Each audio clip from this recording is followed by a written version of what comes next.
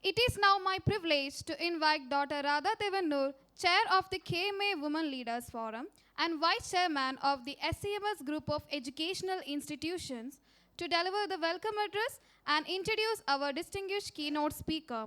Ma'am, may I respectfully invite you to address the gathering. Wish I was so tall. Good evening.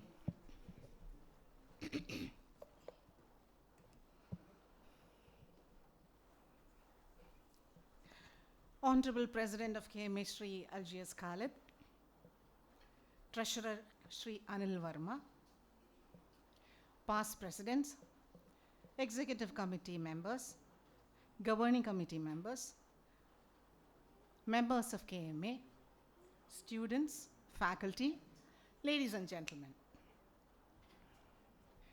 Today, I have the honor of welcoming each and every one of you.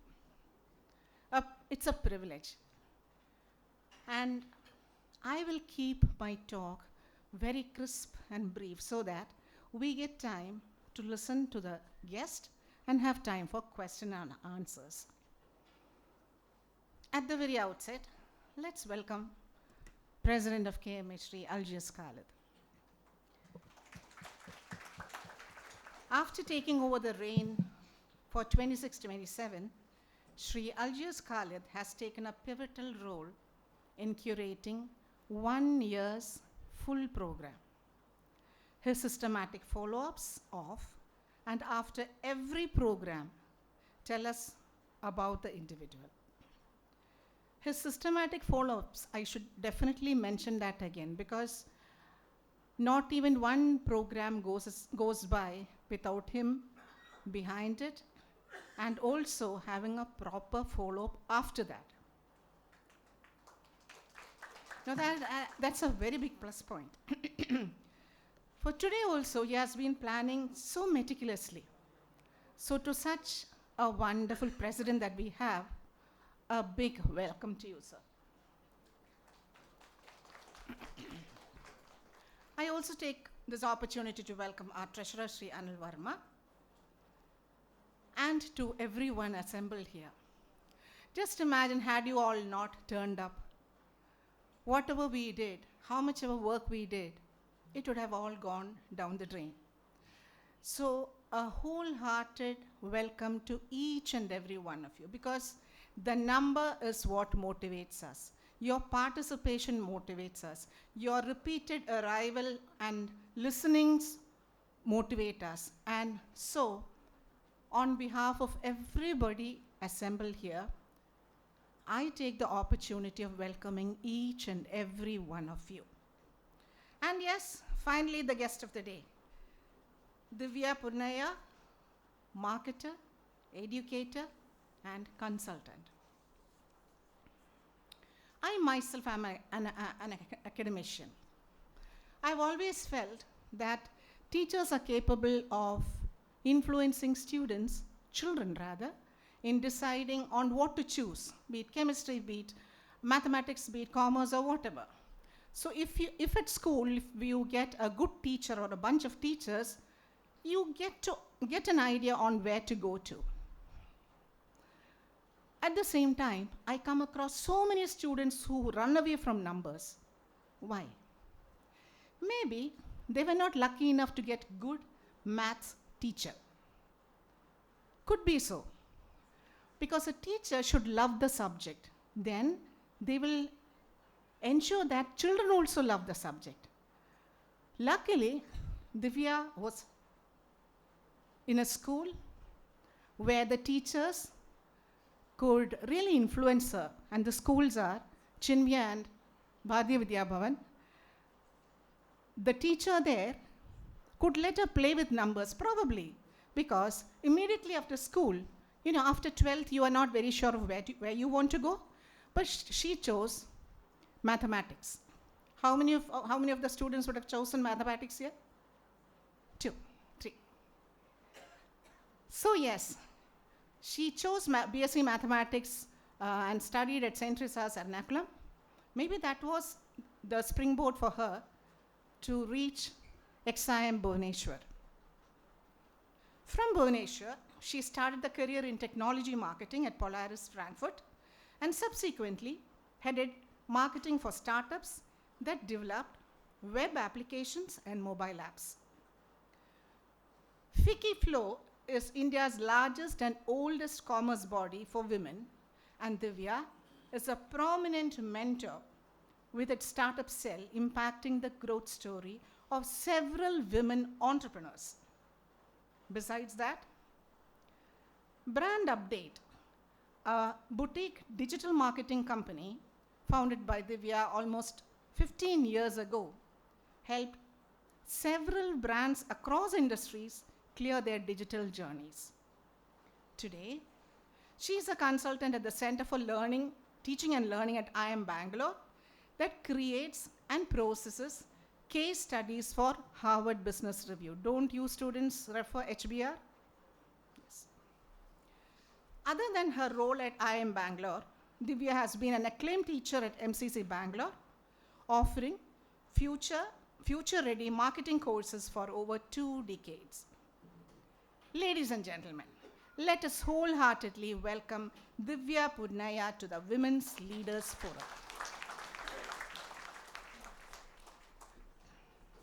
Thank you. Thank you very much, ma'am, for your gracious welcome and for setting the perfect tone for today's forum. May I now invite Mr. Aljaz Khalid, President KMA, to deliver the presidential address.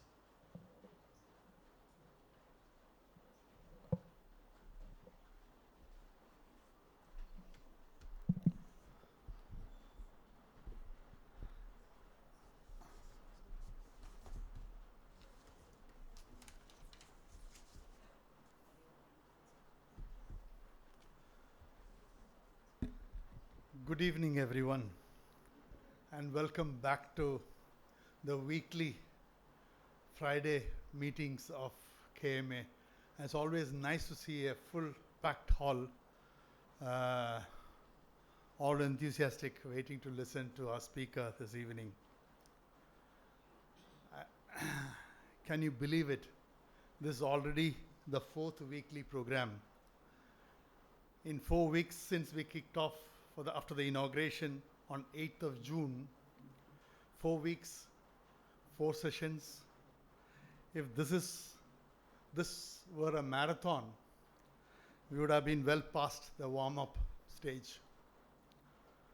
Last month alone, we packed in 3 fantastic sessions, starting with the TCS head, Mr. Arun Narayan Tekedal, on human algorithms.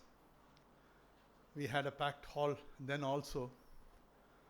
In fact, all the sessions we had packed audience, followed by a Supreme Court advocate, Joseph Abraham, on a controversial topic of FCRA, followed last week by Professor Dr. Anjana from IIM Kozhikode on puzzles and paradox in the gig economy. And her last line still stays fresh with me. The future is for work and not for jobs. I hope you all have enjoyed all the programs so far, and I hope each one of you walk away with something you could actually use during your profession or career. Not just notes in a diary, but ideas in your head. Now today is special. We have with us another prodigy daughter from a family I've admired for decades. Her father, Mr. M.K. Parameswaran, most of you probably will know him as Babu, and his wife, ever charming and accomplished businesswoman, Lada Parameswaran, are dear friends of mine. And honestly, this is a family where excellence just seems to run in their blood. The legendary Dr. M.S. Swaminathan, the father of Indian Green Revolution,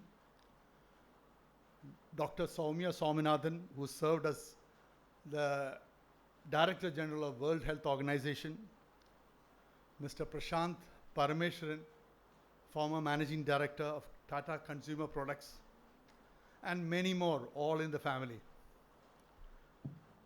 Dr. Soumya and Prashant have actually addressed KMA when I was a program committee chair and vice president a few years ago. And I also had the privilege of working closely with Prashant when he was the secretary of the Indian Cellular Association during my own stint as the president of the Kerala chapter of the Indian Cellular Association. And today, we have the honor of hosting Divya, Babu and Lada's daughter. I reached out to Babu a few months back and asked him if he would help us to get her here to address KMA. Babu and Lada, thank you so much for making this happen. Please stand up and be recognized as a proud parent of Divya. Please.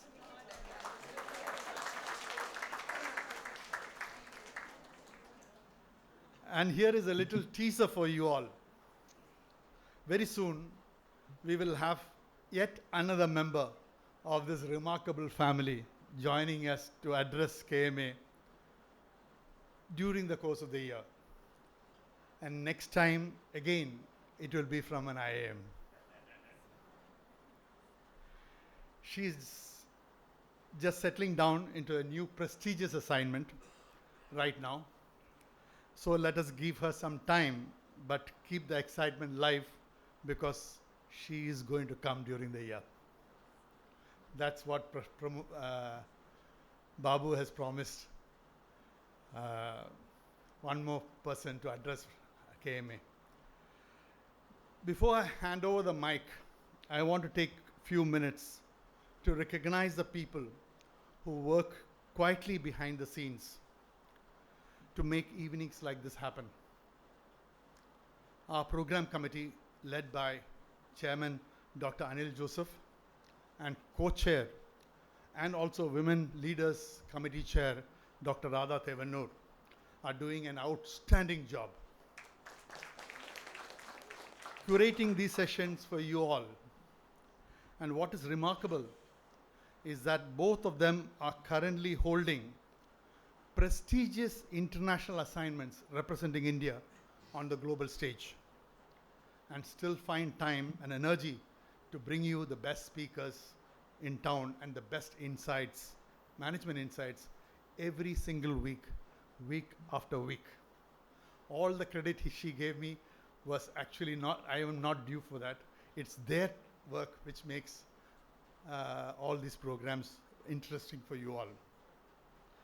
Dr. Anil Joseph has been appointed Vice President Asia for the International Society of Soil Mechanics and the Geotechnical Engineering. And not for just 1 year, mind you, but it is for full 4 years from 2026 to 2030. That's a proud moment, not just for KMA, but the entire country. And in the same breath, I am delighted to share that Dr. Radha Tevanur has been appointed chairperson of the Worldwide Accredited Council of Business Schools and Programs representing South Asia. That kind of commitment doesn't come easy. Let's give them a loud applause once again. They need it. I request our managing committee member, Admiral Muralidharan, to give a bud of rose to Radha Tevanur. And I request managing committee member Deepak Aswani to give a bouquet to Dr. Anil Joseph.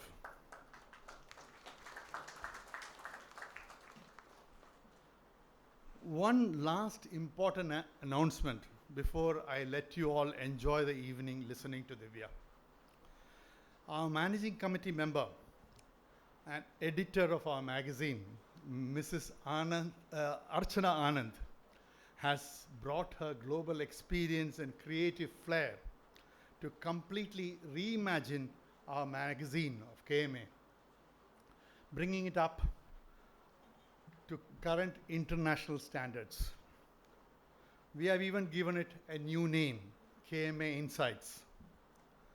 On behalf of myself, the entire managing committee, and the editor Archana. Archana, please stand up and be recognized.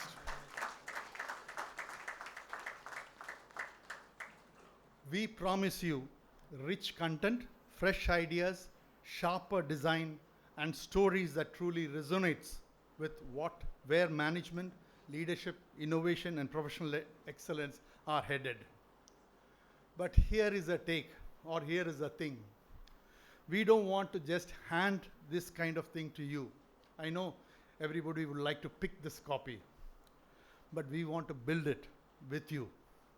Your articles, your ideas, your feedbacks, your achievements, your suggestions, they are what will make KMA Insights genuinely valuable. And yes, we could use your support with advertisements too to cover costs. Because without that, none of these things becomes a reality. So please get involved. KMA Insight is your magazine as much as it is ours. Once again, I want to assure you, the entire KMA team is working tirelessly to take this organization to even greater heights, and I couldn't be prouder of every single member of the managing committee. Thank you for your continued support. It means a world to us.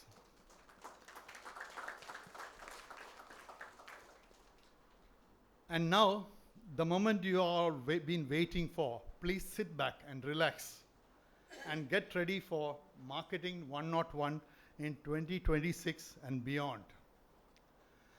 I must admit, I am really personally very excited for this one because my gold medal in marketing from the prestigious TAPI Management Institute of TAPMI, Manipal, is now exactly 40 years old and frankly a little rusty. Divya, thank you very much for accepting our invitation. All yours.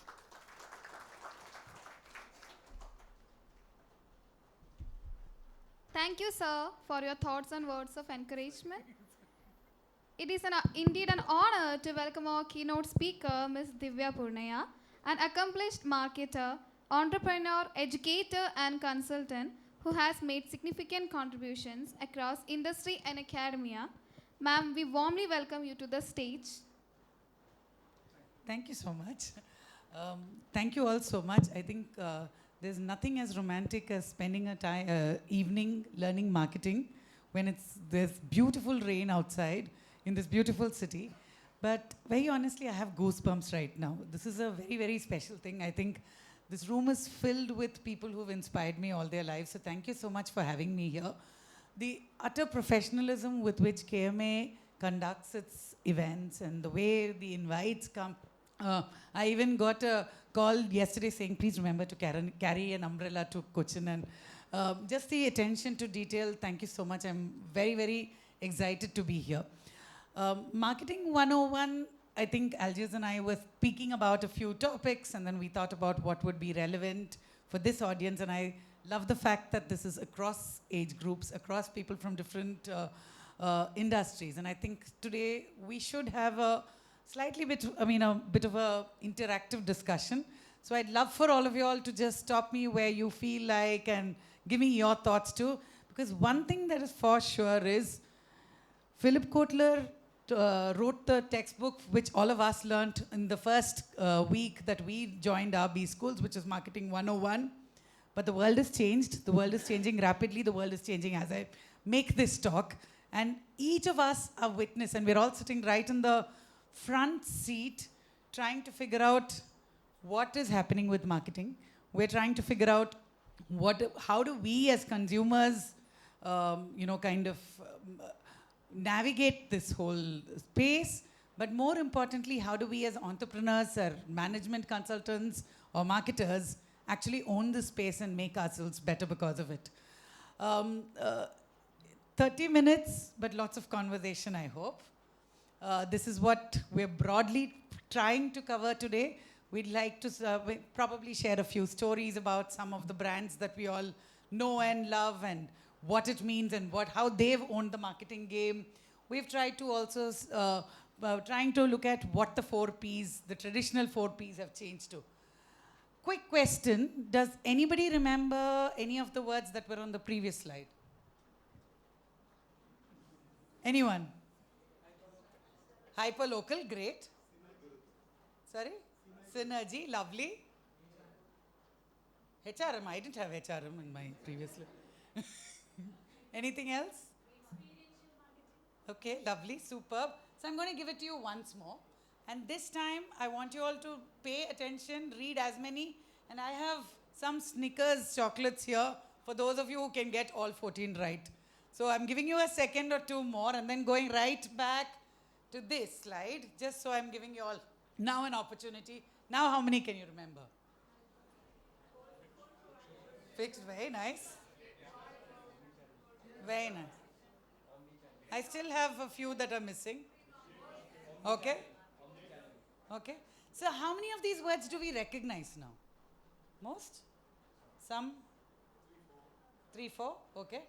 So anyway, so this is the full list for those of you, and we will try and hope to cover some of this over today's session.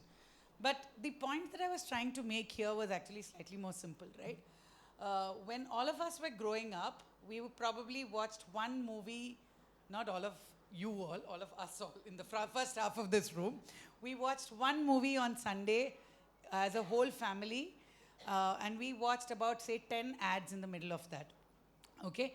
We drove to work or school or college for about 10 to 15 minutes, and we probably saw 10 to 12 hoardings or signboards. And then we probably saw a handful of other advertisements that were in the newspaper, right? So which means that probably in a whole week you saw less than 100. That's probably the number of ads that you are exposed to before you brush your teeth today, right? Just the amount of content that is out there that is just bombarding you from all sides is so large that for every brand, this is becoming the challenge. Reaching your customer is no longer the problem. The problem is, how do you reach them? So something as small as everybody in this room can go and pick up a Snickers. But gamification, saying that you can win a chance to this thing, and immediately you're all paying attention a little bit more to the content. You're able to then say, how do I take this and how do I actually pay attention to the content that marketers are then sending it out. This is a quick, like a flashback thing, very artistically done by, of course, my AI friends, because I have not got this level of creativity. I have fabulous prompt writing skills, of course, but this is pretty much the kind of genesis of how marketing started and how it is today. The first one on the left corner is black and white, just markets as they started. Barter systems, you would go to a public space, you had tomatoes, somebody had rice, you kind of exchanged it. You move to a era which is a beautiful sepia tinted image where you see an ambassador somewhere in the corner, but you also see where markets were social spaces where they were just trying to meet their needs, which meant I need a particular product and I will go there and get it. It could be a steel dabba that I'm looking for, it could be a sari that I'm looking for, it could be food products. Then you move to a system which is slightly more where you're seeing nuclear families who started using shopping as a way to bond with their family. You see smaller groups where they're interacting with each other during the shopping experience. And then, of course, the famous 90s, and I'm sure most of us have watched the Made in India story and so are very familiar with what happened with marketing in that era, which is basically we saw opening up of markets, we saw a lot more brands, we saw customers who were walking in knowing what they wanted. It wasn't a time for interaction, it was a time for selection and purchase. And then, of course, we saw our whole mall and the retail binge where we saw that people were spending a lot of time in public shopping spaces, maybe interacting with each other, maybe not, but also looking at touching and feeling and experiencing the products.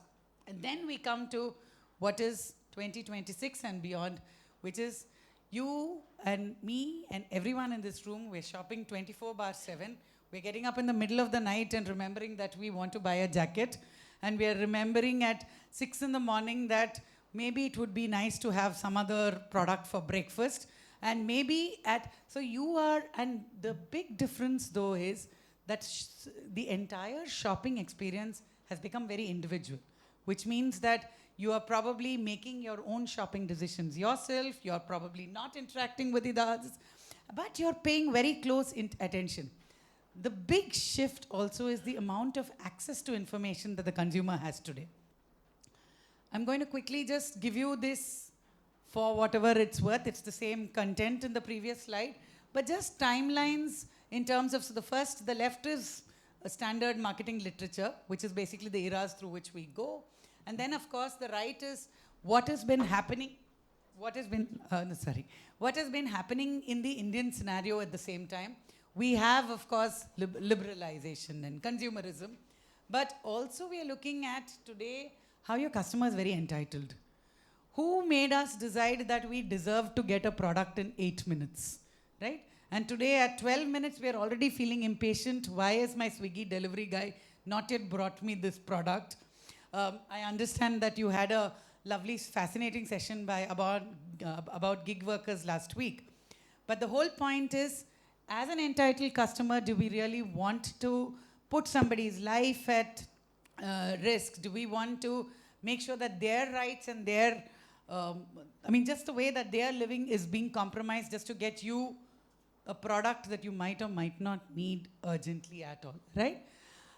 We're also seeing that one of the big things that happened in the digital and social era, which was the massive adaptation for both e-commerce and quick commerce and just digital adaptation, was one of the reasons we are where we are today. We have a lot of things to thank for: government norms, the fact that we have opened out markets, we have made sure that our infrastructure developers have made every corner of the country get supremely high-speed internet access at very, very affordable costs. All of this has kind of been the precursor to what we are today from 2026 and above. So, okay, 4 Ps all of us know. So I'm going to let the students in their lovely blazers answer this quickly. What do you think has changed about the 4 Ps? Let's start with what were the 4 Ps as per Kotler. Okay? Okay? Okay? One more. Perfect. Okay. So how have these changed actually? So is the product the hero anymore? We keep hearing these things where we're talking about an Uber or a Swiggy or a Airbnb, and none of them have any product. They're actually talking about now, even if you're talking about companies that are selling you products, they're talking about how does the product experience enhance your life? How do you actually you change your personality, or you change your behavior, or you change yourself as a consumer based on your product experiences. You're talking about dynamic pricing. So we had something like the MRP, which was one price, which was there for everyone, and that was pretty much like the holy grail of marketing earlier. Today, no marketer is giving any product at the same price to multiple people. Each individual, the marketer has enough data to figure out what is he or she willing to pay for this and pricing it at exactly that. They know what are you willing to pay for a product at the beginning of the month versus the end of the month, and changing the price for you based on what. So this kind of dynamic pricing is actually messing up their back-end systems, but they're able to kind of mine the data that they have about consumers to figure out what is the dynamic pricing that you will be willing to pay for. So every time that you feel like, oh my God, I kind of succumbed to some impulse purchase, remember that there is a whole system that is working against you, so you don't have to feel bad about yourself at all, right? And then place, of course. So you're now looking at brands that are having to simultaneously be global brands, but also be available at 8 minutes away from everyone. So how does a brand then decide what is my place strategy going to be? Do you as a brand want to be available at 8 minutes away, or do you want to be available in a very niche kind of setting? And the last one is personalizing promotions. I was talking to my parents yesterday about a couple of brands, and the thing was they hadn't heard about some of them. So the whole point is that you are today seeing only communication if you are the target segment. You are seeing extremely personalized communication. A life insurance company will show different ads to people of different age groups because they know that different age groups have different problems. And today they have the data to say, what is this person's biggest worry today? What have they been Google searching about half an hour back? And based on that, how do I make sure that I give them the insurance ad that makes sense? Right? So we're saying that the biggest piece going forward will be a lot of this, but personalization, personalization, personalization. A couple of quick stories before we move on. I was going to spend a little time of it, but because I realized that your last speaker talked a lot about this, I'm going to skip through this a little quicker. But tell me, what is it about Q-commerce that is fascinating? Anything that's fascinating? So Swiggy, of course, is the flag bearer or torch bearer of all quick commerce companies, but any thoughts on what is happening with quick commerce? Why is quick commerce exciting for marketers?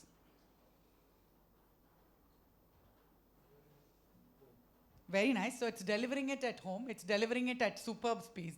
It is also kind of changing the way the industry is functioning, which means that always we've had a situation where people wanted to touch and feel and look at the product, wanted to experience it, wanted to think about it, right? The big thing about quick commerce is it's got the product in your house before you've had to think about, do I need this product, right? So which means that the level at which, and if you just look at the figures in terms of what is the kind of growth that these brands are having, and they are growing quadruply. One fabulous thing that Swiggy Dough has done is they have kind of not focused on just the metros. A bulk of their businesses are coming from Tier 2 and Tier 3 cities. And the reason it's coming from Tier 2 and Tier 3 cities is because we're also seeing that product availability has always been a challenge in these cities. With their dark stores, they're already working the algorithm in such a way that every consumer's product needs are already there. A fabulous data point in this is they actually have even started mapping the weather forecast for different cities into their app. So when it's going to rain in Bhopal, they will stock up on all the ingredients for pakoras in the Swiggy dark stores, even before and not even just looking at last year on July 8th, they bought pakoras, so this year they will know.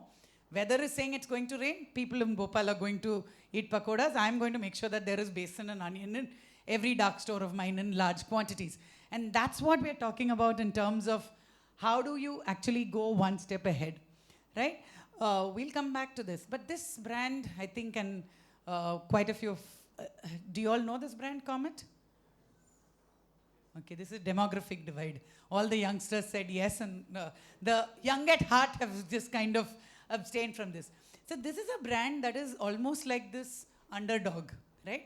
It is taking on big brands like your Nike and your Reebok and Adidas, and at an almost below a fraction kind of ad budget. So this particular shoe was launched last week. And what they did was they said the white shoe in the middle is the shoe that is in condition, is being sold online. They made only 800 pairs. It was sold out in a few minutes after it released. And they sell it all with one little knife or scissor or whatever with the shoe. Because their assumption is Gen Z doesn't want to wear what everyone else is. So each person will customize their shoe based on what their taste is. So each person enjoys wearing a shoe that is uniquely them, right? The fact is that these people have done this over and over again. Celebrated individuality, celebrated the person being themselves, and celebrated the fact that mass products are probably not for the current generation. Which means also that now what will Comet do? And Comet's doing well financially too. It's a relatively new brand, but it's already making its mark there, and it's already making some kind of an impact in that people are now logging in every day to see, are they going to launch another product, which will then sell out in a few minutes. And they're trying to put themselves on waiting lists, and they're also trying to go and experience this. Which means, can you imagine the amount of excitement for a product that is making itself tough to buy, right? We've all heard about restaurants now which are saying that we will open for reservations on Friday at 5 p.m. At 5:01, sorry, we're fully sold. And they're proud of it. As businessmen or businesswomen, I'm sure a lot of us will say, why the hell don't they just put another 8 tables there?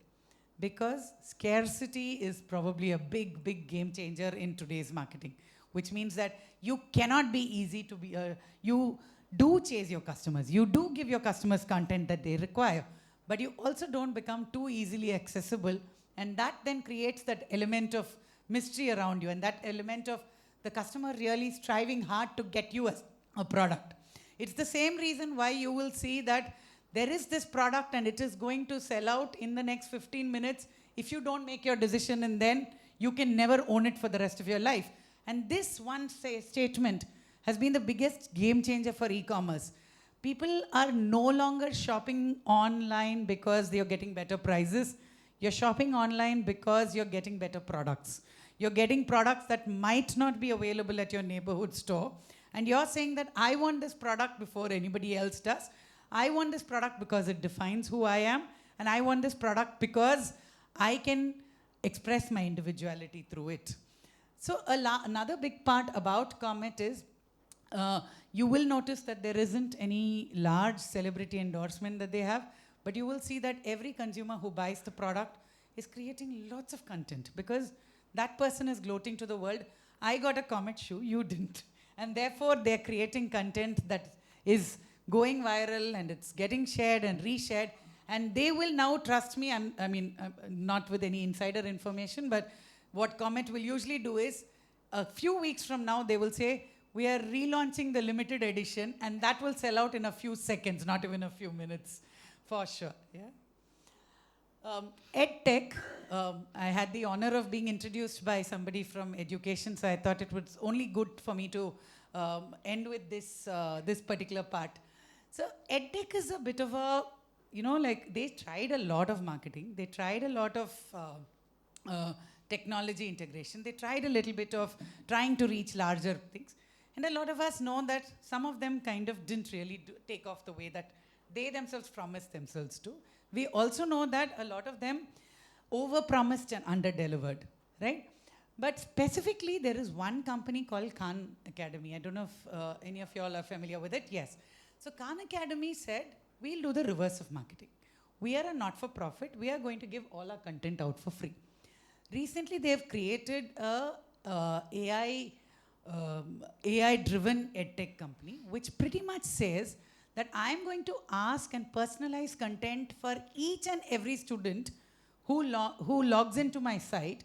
And the way I'm going to do it is I'm going to make sure that only if they answer one set of questions in a particular way, will I take them to the next chapter.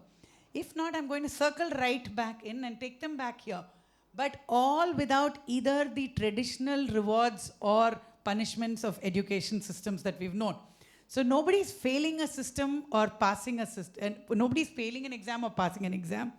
Everyone is constantly learning and getting more experience with parts of education that they have not yet cracked.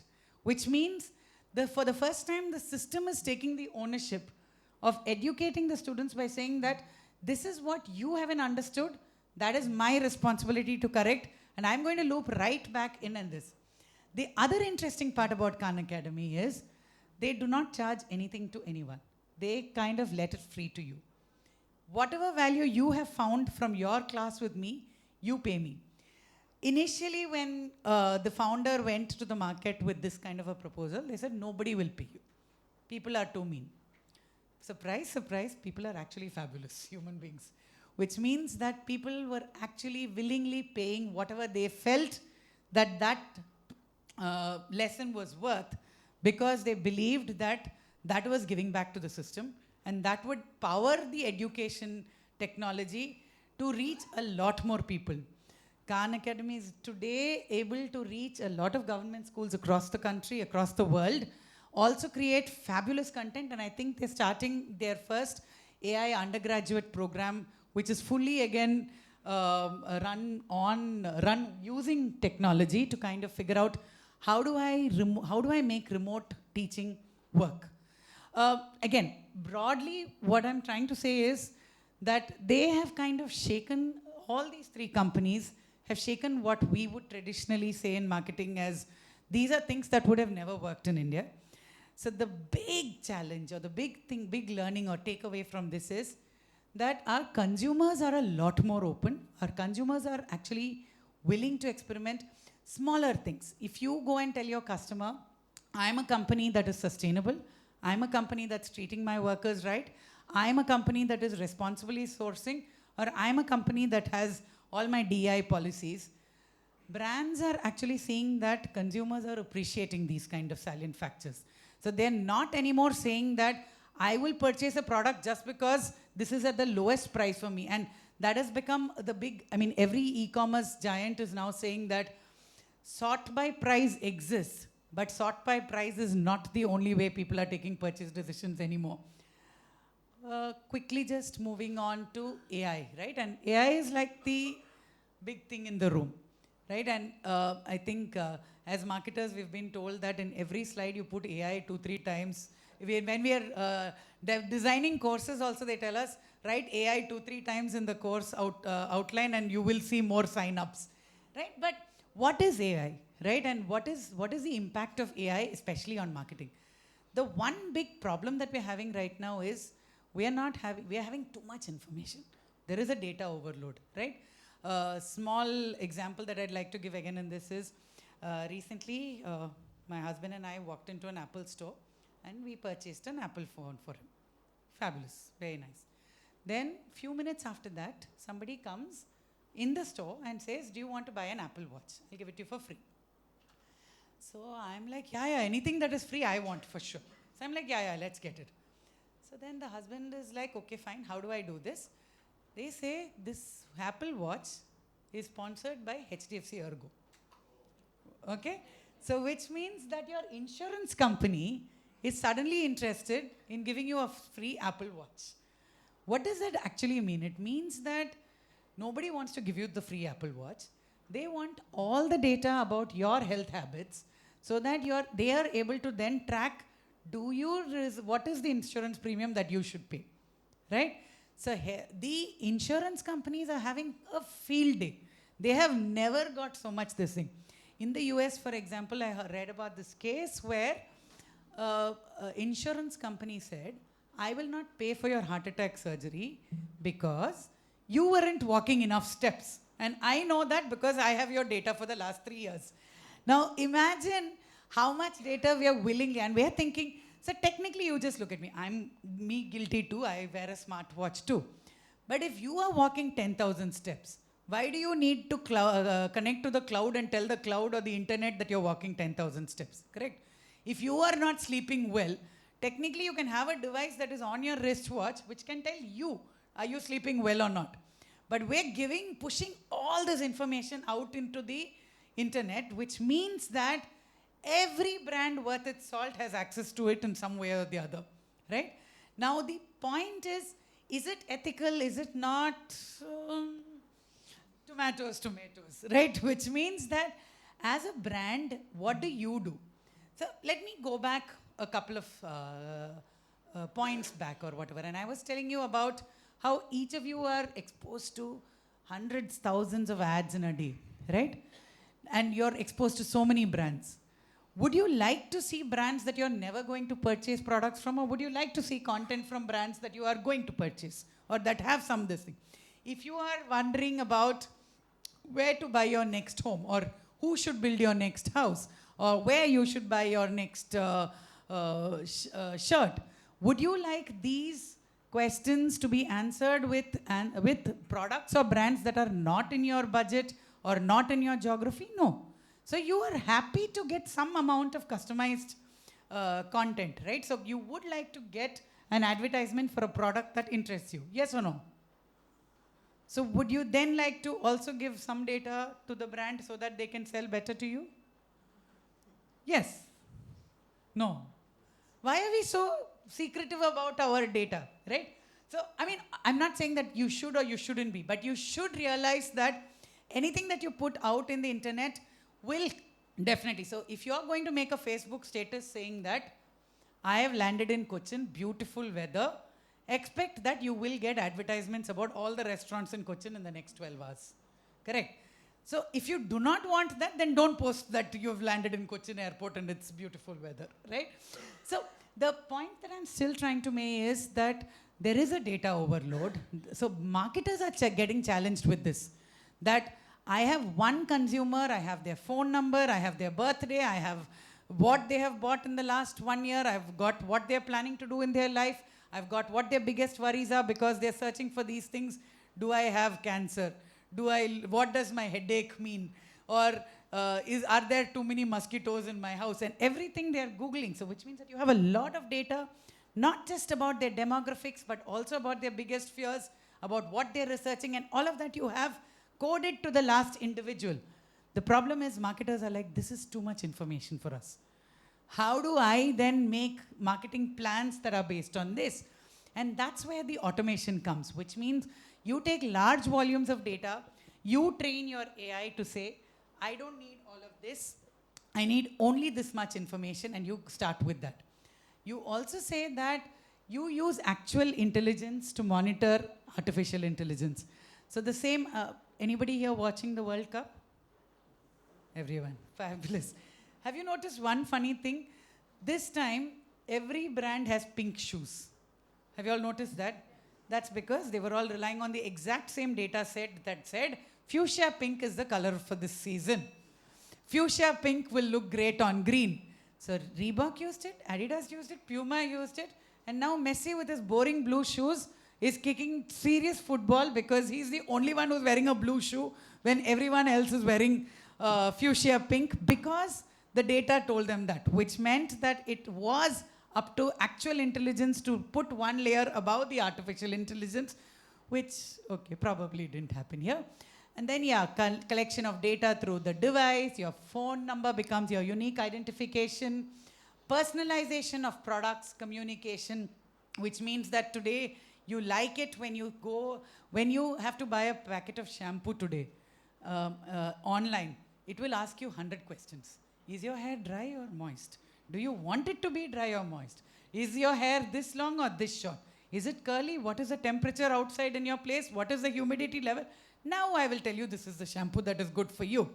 You walk into an aisle and you said that earlier there was one Pond's shampoo, one Pond's cream. You would use it whether you had dry lips, whether it was moisturizing, whether it was because you wanted to glow, anything.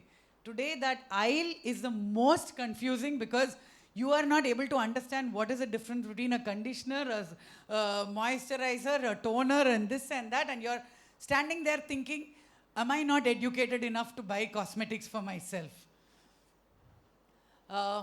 And of course, again, as an ode to her, because she was been talking about all the work that you're doing with this, and quickly, just some quick data points. Tamil Nadu, Kerala, Andhra Pradesh, Maharashtra, and Karnataka, the state that I'm from, have the highest share of women entrepreneurs. 20% of enterprises in India are at least co-owned or fully owned by women. And 14% of total entrepreneurial population are women. While it might seem like small numbers, these are way above what you have in any other country. And therefore, we should, as a country, pat ourselves on our back. Government schemes are fabulous. I think if you log into any of the Government of India websites, you will see that whether it's in terms of getting infrastructure support, whether it's in terms of getting financial support, even research and development, there are a lot of schemes. So if any women entrepreneurs in the room, I would recommend that you please start with whatever government incentives are available. The last one, which I feel a little bad about, is 85% of all consumer spend decisions are either made or influenced strongly by women.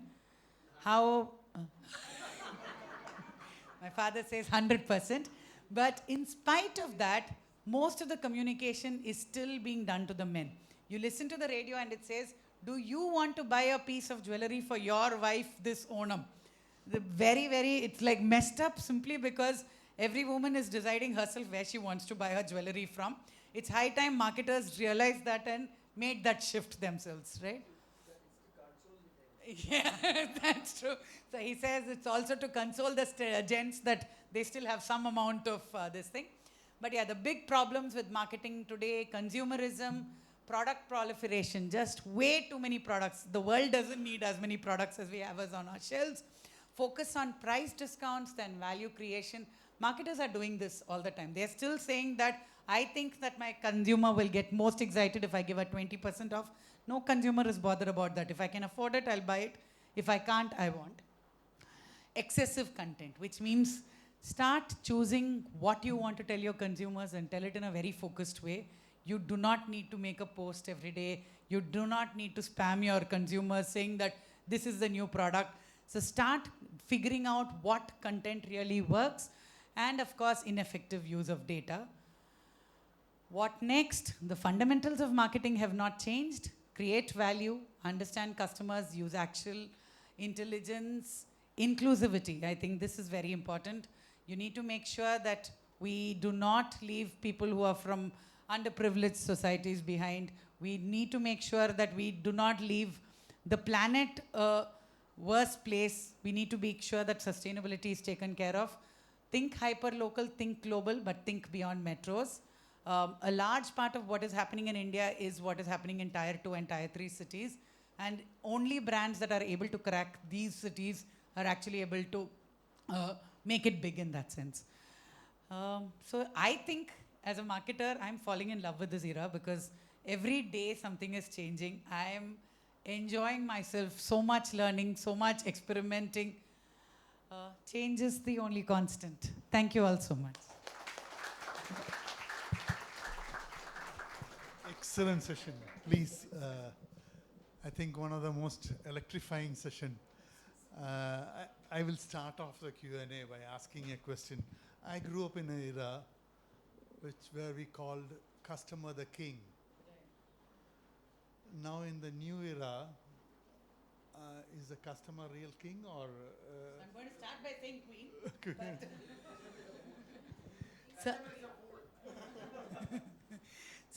But fabulous, and I think that's the whole thing, right? I mean, brands today are actually respecting the fact. So if you saw my slide, which talks about the evolution of marketing, in the earlier things, it was very centered towards, I can produce this. Now, how do I convince people that they need this? Today, the conversation is shifting to, my customer wants this. How do I make it available for them? And that shift is actually the true essence of the customer is queen or king. So, It's open. Yeah, so please.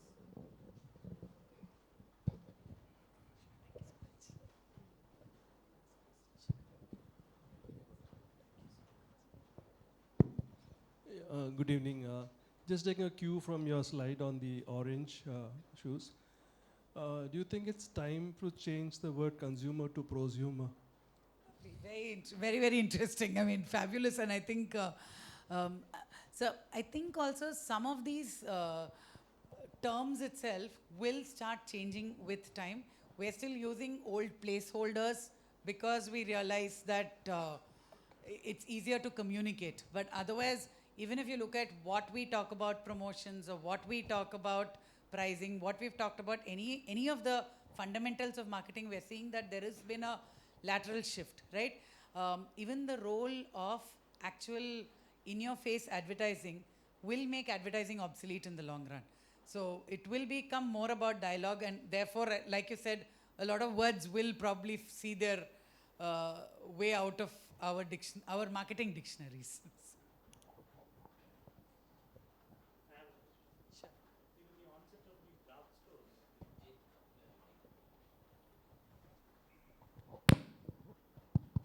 Yeah, with the onset of these dark stores, what we find is the retailers are under severe pressures. Sure. I mean, I'm talking about the traditional retailers. And also the distribution systems that have been established with extremely low margins. They're also under pressure because their turnovers are being taken away by the dark stores. The dark stores are living on credit given to them by the companies. So it's becoming basically company to dark stores. So there's a big jam in between. And what is going to happen to all these? Because traditionally these retailers were self-employed. Now they become jobless. Sure. And on the other side, you have all these gig workers who are there momentarily. They're just on a evolving life cycle. They may or may not be there. So what is going to happen in this churn? So, if you see, every discussion on Q-commerce starts by very clearly kind of, and I think Vivek, who's a chartered accountant here, will frown very passionately to say that none of them are making money, right? So they're only here in the market right now creating an ecosystem that will drive traditional business out of the door, and then a lot of their own metrics will change. So nobody feels as of now that Q-commerce is going to replace traditional retail chains or traditional distribution channels. I think the big shift that we will see though is in experience centers. That retail outlets will become places where you experience the brand, maybe, and even now we already see it in many brands, right? You walk into a Bombay shirt company store, you cannot walk out with a shirt. You walk in, you touch the material, you have a person who will come and give you a consultation, tell you this is what will look good on you, and from the store, you place an order. So your distribution systems and inventory management will get simplified in the long run, but consumers will still insist on the touch and feel and the experiencing the brand itself, and therefore you will see the rise of experience centers, which pretty much becomes the best of both worlds, if you want to say, right? So even I think in the long run, distribution channels margins will start going up because they will also look at optimizing. So today what is happening, there was a famous comedian who said that because he was lazy to go to the market and find parking, he ordered a broomstick on Amazon. The next day he realized that since Bombay didn't have a broomstick was being flown in from Nasik. That kind of ridiculous supply chain systems will definitely die. Nobody can afford to give you a broomstick that has been flown into your city.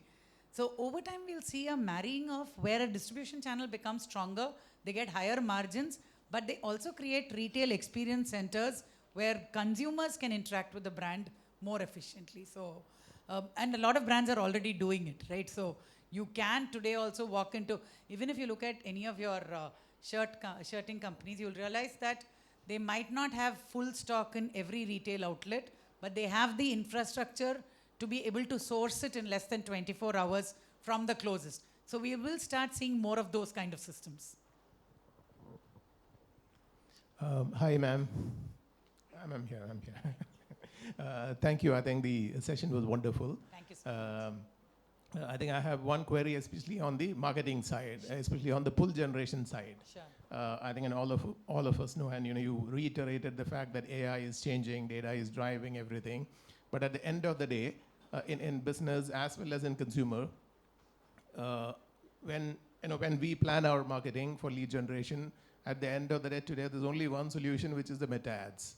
There's nothing beyond meta ads is what we are able to see when actually the rubber touches the road. Of course. Is there anything more, anything evolving beyond this at this point in time, So practically making a difference? Sure. So even when you're looking at why did Meta become big, if you see, it's kind of the antithesis of traditional advertising, right?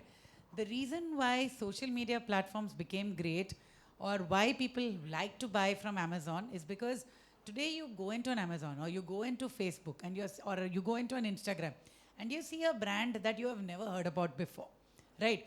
If that brand is going to tell you that I am very good, it's very similar to what you've seen on television. The thing that metric that consumers are actually using is how many of my friends have liked this brand? Oh, this is a cool friend that I have and she likes this brand, then I should start looking at it, right? And that becomes your advantage with what is happening with meta ads. You actually need to use the entire remarketing or going back and advertising to somebody who has bought your product last month rather than say I'm going to use it for discovering new sets of customers, because then, like I said, when that customer is seeing 5,000 ads in a day, that one extra ad it's very difficult unless your content is very strong. But you start incentivizing. You say that I will give you one Comet shoe. You make a video and put it up. And then I'll put you up on the wait list for the next product. You'll immediately see that you're getting user-generated content. The minute your users are in your game, you will see that your users' friends are definitely your target customers. The minute your target customers you are able to reach for free, that's every marketer's dream. Right? So basically, short answer, meta ads are great For now, it's a great this thing. But try and work on some creative solutions that can get you to get the users to talk about your brand more on platforms like this.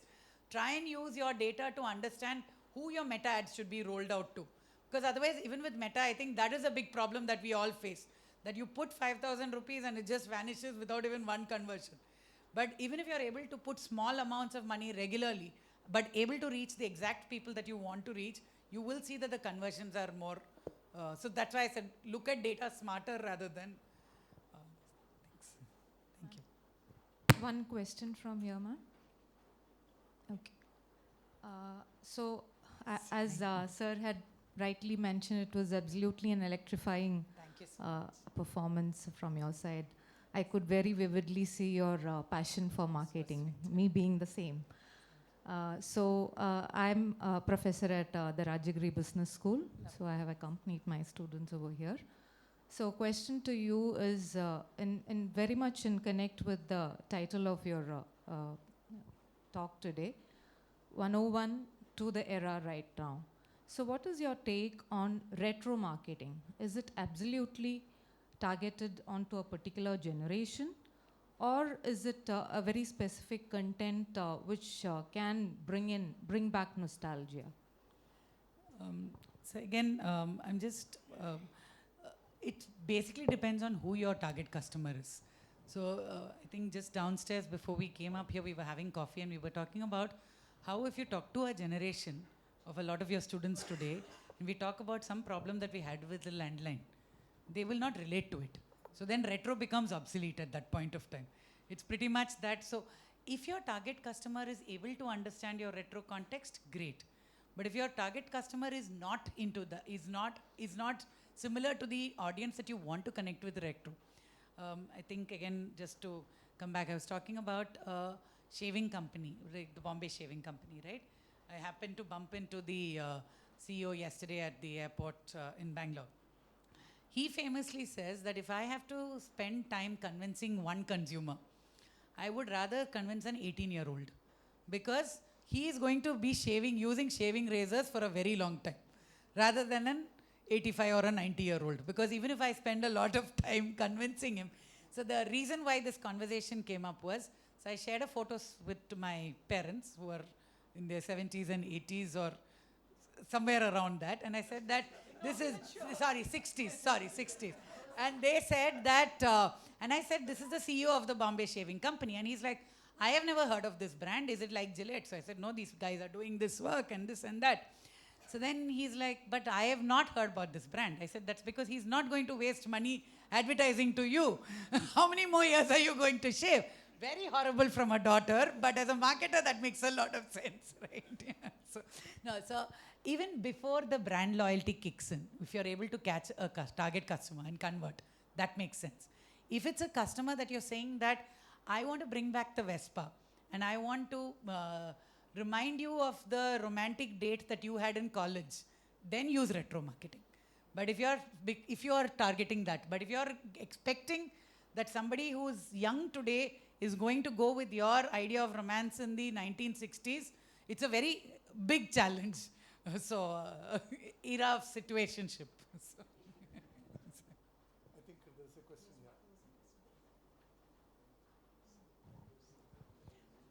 Thank you for all the insights. I have a question on B2B marketing. Sure. So, do you think that B2B marketing has also evolved the same way as B2C marketing?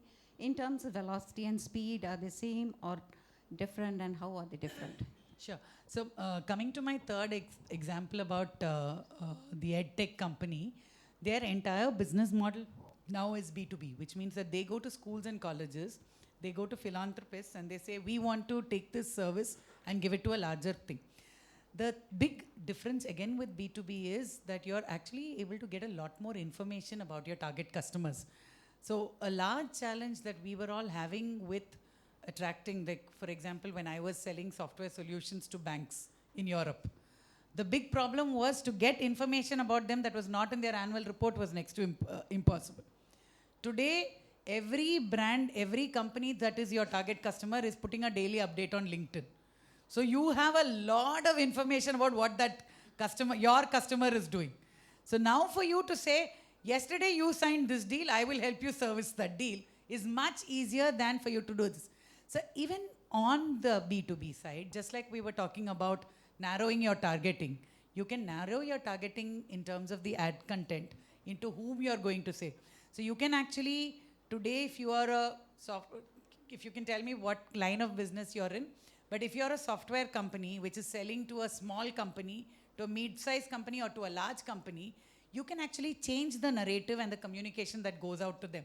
Therefore, I think even more in the case of B2B, a lot of what we discussed today is highly relevant.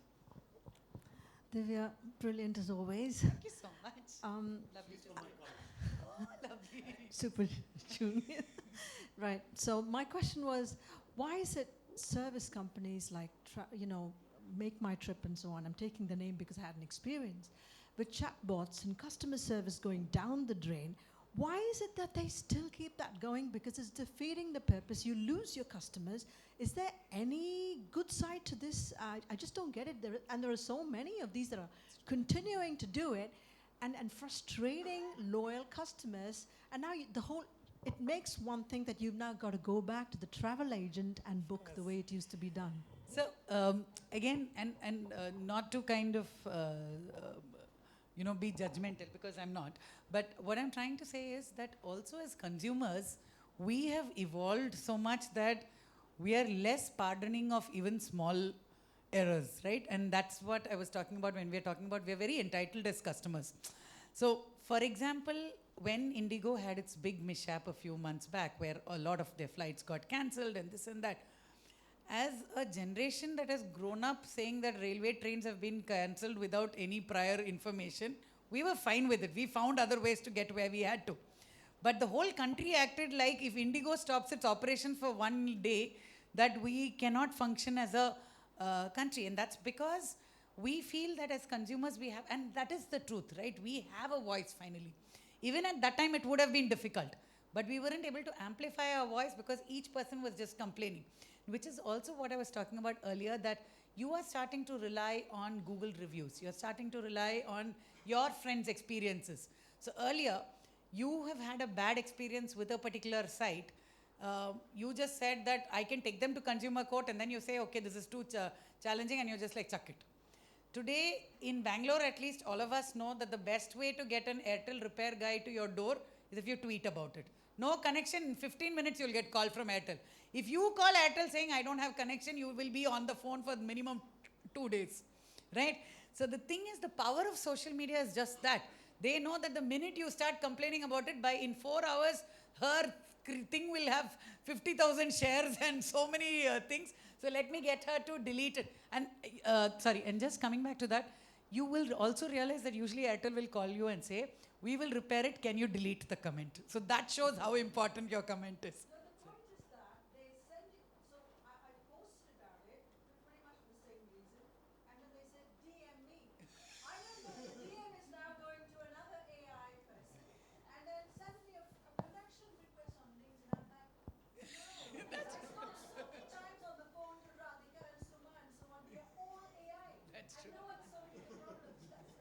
Yeah, that's true. I mean, and that's what I'm saying. The fact that today at least we have platforms to have these conversations is great. So I think we're 3 steps closer to where we are. Thank you. It was so lively, and thank you very much. I think when we started the year,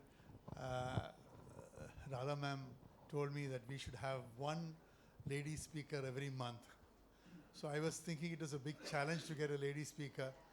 But she managed 4 this month.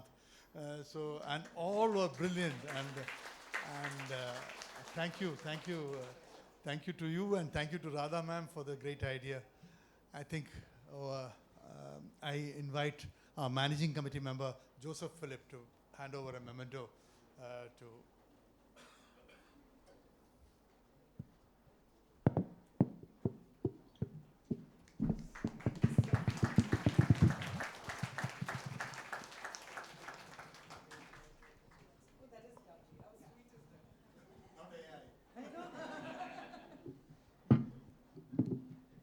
As we approach the conclusion of this memorable evening, It is time to express our gratitude to all those who made this event possible.